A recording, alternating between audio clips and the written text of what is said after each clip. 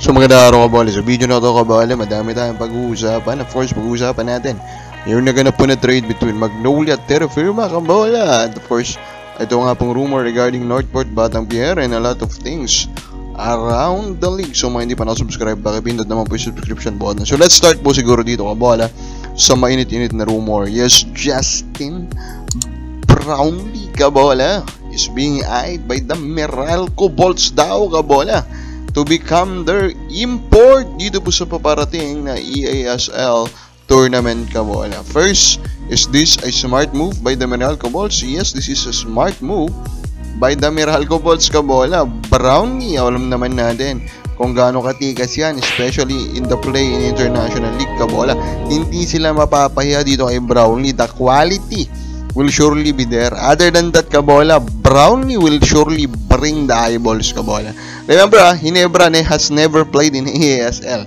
So, for me, kung gusto makita ng Ginebra kung gaano po ka-wild kabola, watching Ginebra representing the Philippines kabola, eto na yon. Kumbaga, meron na silang ano dito para makita nila kabola. And ma-entice din sila to try sa susunod po na tournament kasi for me, EASL could be the future of the PBA in a way kabola. So, let's hope for the best. Let's hope na matuloy po ito kabola. Now, kung nagtataka kung bakit hindi pa po naglalaro si Stanley Pringle sa Rain or Shine, explain po yan ni Coach Yang. Sabi ni Coach Yang kabola, nasa Amerika pa daw si Stanley Pringle. Bakit?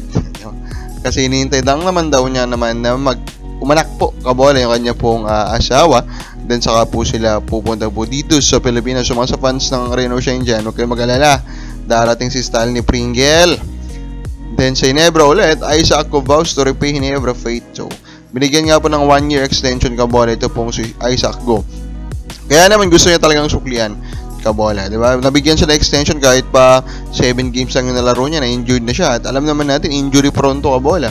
Pero yun, pinakita po kabola ng Ginebra yung kailang trust dito po yung Isaac Go by giving him that extension. Although, siguro may impact din talaga kabola yung reality na yun nga, nawawala yung mga player nila.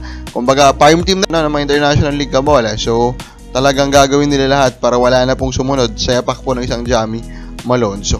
Eto na, Northport Batang Pier. Nireport po ng Spin.ph, the most reliable website po in sports sa Pilipinas kabola, na si Northport Batang Pier is currently in talk now for a sale of the franchise kabola. So this is a big news kabola. Of course, this is Northport Batang Pier. Pero kung nakagulat dyan, baka mauna pang mabenta ang Northport kaysa sa Terra Firma kabola. Yung mga ganyang questions po, no? Of course, Northport, sino daw pong makakabili is baka isa daw pong beverage company kabola. Kagandahan nito kabola, mukhang may agreement na kabola, no? Mukhang may agreement na. So let us hope matuloy siya kasi ba, it will be a big thing kabola for the Northport Batang Pier to be finally sold at mabawasan po ng isang farm team ito pong PBA. Sabi mo siguro, hindi, farm team na naman yung susunod. For me kasi, ano yan eh, hindi naman niya nahayaan po ng SMC na mawala, kumbaga kabola. Kung kaya pa nilang i-finance. Kumbaga, hindi naman yan bibigyan ng go signal po ng SMC kabola. Kung gusto pa po nilang mag-retain dyan yung farm team. So for me, those realities kabola and some rumors kabola that we are talking about a company po that is connected to the strong group kabola. It's making me confident na kung sino man po ang buyer ng Northport kabola is a team that is actually legit kabola.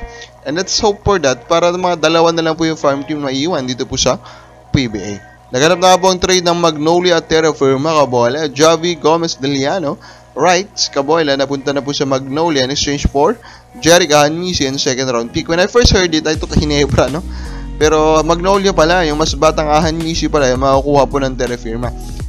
Clearly this is a win for Magnolia Hatchets kasi makikita mo naman yung mga naging numero po ni Javi sa last po niya na tournament dito kabola. The guy is legit. The guy is in the level of a Will Navarro din kabola, diba?